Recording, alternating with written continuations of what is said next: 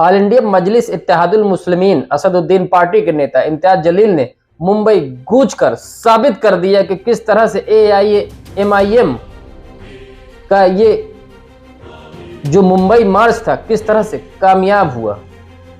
लाखों की संख्या में लोगों की भीड़ दिखाई दी तो हजारों गाड़ियों के काफिले से इम्तियाज जलील मुंबई पहुंचे। ये तस्वीरें आप जो देख रहे हैं ये इम्तियाज जलील के काफिले की है।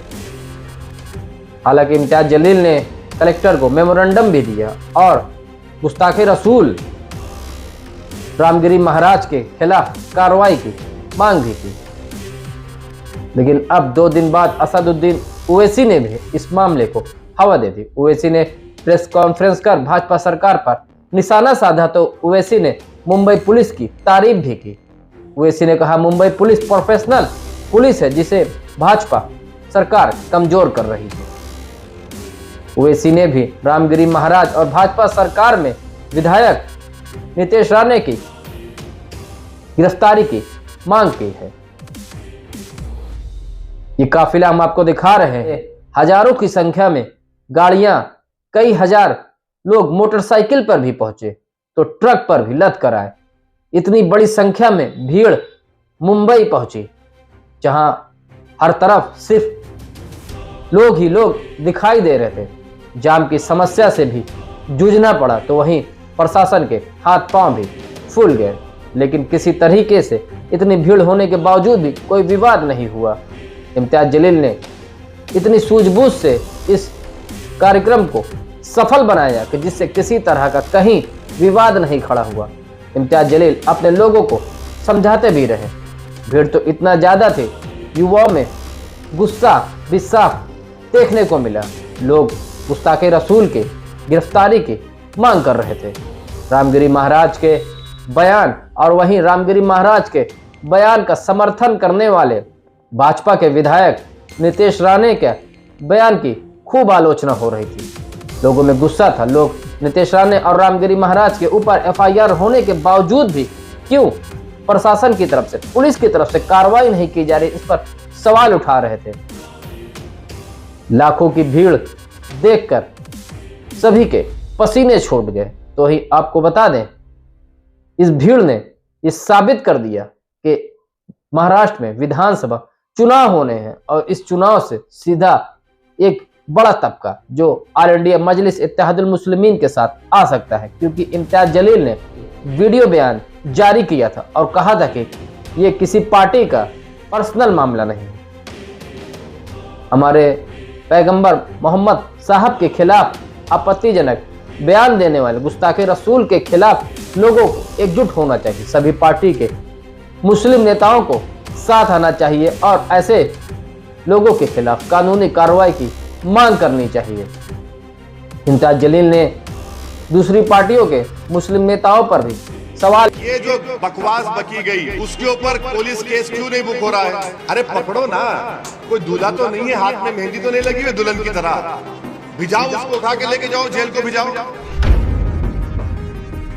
महाराष्ट्र की पुलिस एक प्रोफेशनल फोर्स है और उस प्रोफेशनल फोर्स का लोग मजाक उड़ा रहे हैं।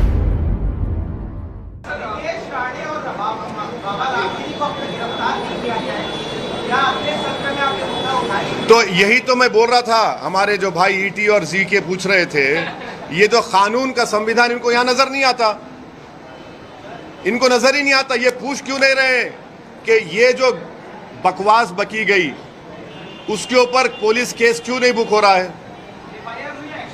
अरे पकड़ो ना, कोई दूल्हा तो नहीं है, हाथ में मेहंदी तो नहीं लगी हुई दुल्हन की तरह। भिजाओ उसको, उठा के लेके जाओ, जेल को भिजाओ, ले जाओ ना। FIR हुआ है, FIR लेके क्या करेंगे? BNSS में तो 15 दिन का टाइम है। जब FIR इशू हो चुका है तो पकड़ो ना उसको, नहीं पकड़ सकते। देखिए महाराष्ट्र की पुलिस को ये लोग कमजोर कर रहे हैं बीजेपी वाले। महाराष्ट्र की पुलिस एक प्रोफेशनल फोर्स है और उस प्रोफेशनल फोर्स का लोग मजाक उड़ा रहे हैं। ये एक नहीं अनेक भाषण है उसके। क्यों बचाया जा रहा है? क्योंकि वो रूलिंग पार्टी का है। मस्जिद में घुस के मारेंगे, ये आपको नजर नहीं आता? पत्थर नजर आते खाली आपको? तो ये सिलेक्टिव इंप्लीमेंटेशन ऑफ लॉ क्यों हो रहा है? उसको पकड़ना चाहिए फौरन दोनों को। कोर्ट अपना काम करेगा। कानून जब काम करेगा तो सबके लिए काम करना पड़ेगा। ऐसा नहीं होगा कि कोई मेरे प्रॉफेट मोहम्मद सल्लल्लाहु अलैहि वसल्लम बारे में बोलेगा और उसको हाथ भी नहीं लगाएंगे। कानून मजहब देखकर इस्तेमाल नहीं होना चाहिए। ओवैसी साहब, हाल ही में जब भिवंडी में दंगे हुए तो वहाँ पर कुछ लोगों ने ये आरोप लगाया कि मस्जिद के सामने जय श्री राम के नारे लगाए गए, इससे जो पब्लिक भड़क गई और हालात बिगड़ गए। तो क्या ये जय श्री राम के नारे लगाना गलत है? और दूसरा ये कि जो गणपति की मूर्ति पे जो लोग पत्थर फेंकते हैं, क्या वो सच्चा मुसलमान हो सकता है? देखिए,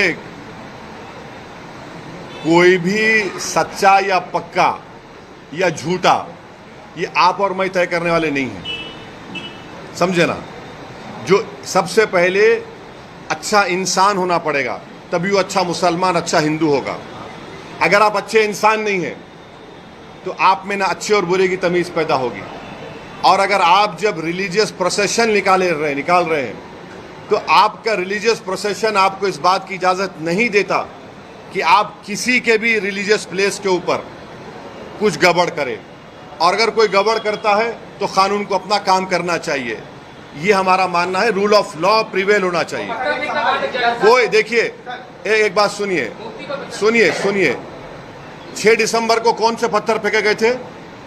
सुनिए, आपको सुनना पड़ेगा। नहीं, आपको सुनना पड़ेगा। 6 दिसंबर को कौन सा पत्थर फेंका गया था? नहीं, 6 दिसंबर को बाबरी मस्जिद को पत्थर फेंका गया था। नहीं, 6 दिसंबर को पत्थर फेंका गया था। 6 दिसंबर को पत्थर फेंका गया, इसलिए मस्जिद तोड़ दी आपने। छोड़ दीजिए। नहीं, आप मेरे मुंह में अल्फाज डाल के अपनी सुन तो लीजिए। आप अपनी टीआरपी रेटिंग देखना। एक मिनट ठहरो। आप 6 दिसंबर को खंडन करेंगे? करिए, वेरी गुड, बहुत अच्छा है। मैं भी सुनिए, मैं आप जवाब दे रहा हूँ भाई। देखिए, सुन तो लीजिए। आप ऐसा करेंगे, अगर आप मन बना के आए हैं कि मेरी टीआरपी बढ़ जाएगी जी टीवी की और ईटी की, तो नहीं होगा। सुनिए, आप सुनना पड़ेगा, या नहीं सुनेंगे तो मैं खामोश बैठ जाता हूँ। आप इतना देखिए, मेरे को अंदाजा है कि मोदी जी के बारे में इतना बोला हूँ, आपको तकलीफ हो रही है अंदर से, मगर मैं ये कह रहा हूँ कि कानून का उल्लंघन नहीं होना चाहिए, किसी की तरफ से हो। और कानून का उल्लंघन होता है तो पुलिस एक्शन लेगी। आजकल तो सीसीटीवी आ गया ना, सीसीटीवी में सब निकलता है। वो तो बीएनएस में वो उसको एक्सेप्ट भी हो रहा है। अगर कोई भी कानून का उल्लंघन करता है तो कानून अपना काम करेगा, मगर कानून जब काम करेगा तो सबके लिए काम करना पड़ेगा। ऐसा नहीं होगा कि कोई मेरे प्रॉफेट मोहम्मद सल्लल्लाहु अलैहि वसल्लम बारे में बोलेगा और उसको हाथ भी नहीं लगाएंगे।